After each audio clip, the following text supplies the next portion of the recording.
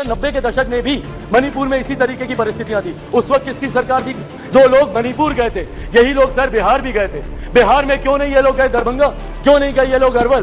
क्यों नहीं गए ये लोग मुजफ्फरपुर? अभी बछवाड़ा में सर एक दलित महिला के साथ सर मुजफ्फरपुर में दुष्कर्म करके उसके शरीर को 2 टुकड़ों में काटकर अर्धनग्न अवस्था में सर खेत में फेंक दिया गया। एसएन लाइव, सच सबसे आगे। सर आरोप प्रत्यारोप की राजनीति में मणिपुर के लोग वहां बैठे सुनने का प्रयास कर रहे हैं कि हमारी बेहतरी के लिए आपने क्या किया। सर कल गृह मंत्री जी ने इतनी खूबसूरती से तमाम पक्षों को रखा और इतनी विनम्रता से उन्होंने सारी बातों को रखा, पर उसके बावजूद सिर्फ दोषारोपण करना। सर 90 के दशक में भी मणिपुर में इसी तरीके की परिस्थितियां थी। उस वक्त किसकी सरकार थी सर? क्या उस वक्त की सरकार ने मौजूदा सरकार को कोई इनपुट दिया? क्या उस वक्त के सरकार में बैठे लोगों ने कितनी बार इस सदन में चर्चा की?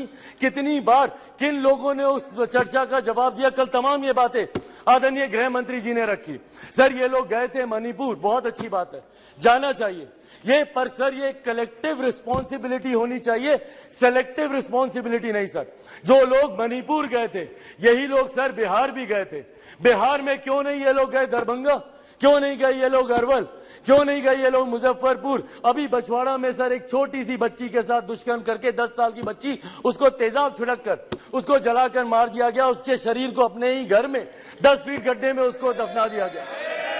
दलित महिला के साथ सर मुजफ्फरपुर में दुष्कर्म करके उसके शरीर को 2 टुकड़ों में काटकर अर्धनग्न अवस्था में सर खेत में फेंक दिया गया। क्यों नहीं गए ये लोग वहां पर?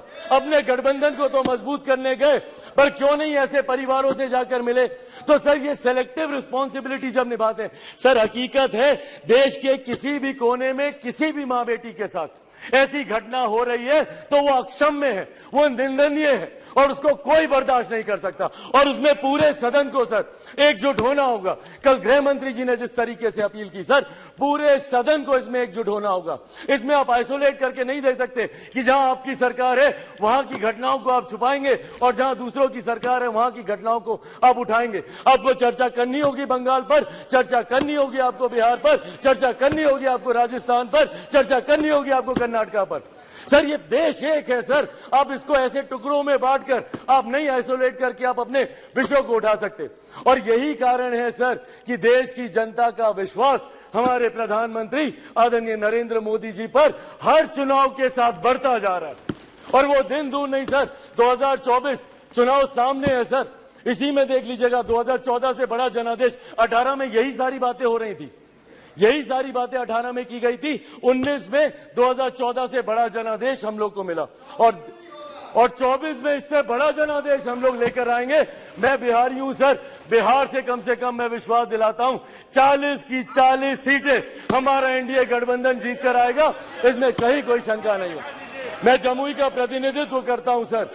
मेरे नेता, मेरे पिता आदरणीय रामविलास पासवान जी की कर्म भूमि हाजीपुर रही है सर। बिहार के हर एक जिले में घुमाओ और वो मेरे विश्वास को बढ़ाता है। आज बिहार के युवा, देश भर के युवा सर देश को दुनिया की तीसरी सबसे बड़ी अर्थव्यवस्था बनते हुए देखना चाहते हैं। 2047 में हमारे देश को एक विकसित देश के तौर पर देखना चाहते हैं और इस सपने को कोई पूरा कर सकता है तो वो सिर्फ और सिर्फ हमारे आज के प्रधानमंत्री आदरणीय नरेंद्र मोदी जी ही पूरा कर सकते हैं।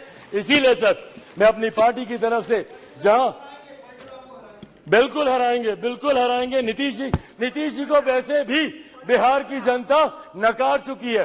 2020 के परिणाम दिखाते हैं, तीसरे नंबर की पार्टी बन गए, आधे से ज्यादा प्रत्याशी उनके चुनाव हार गए।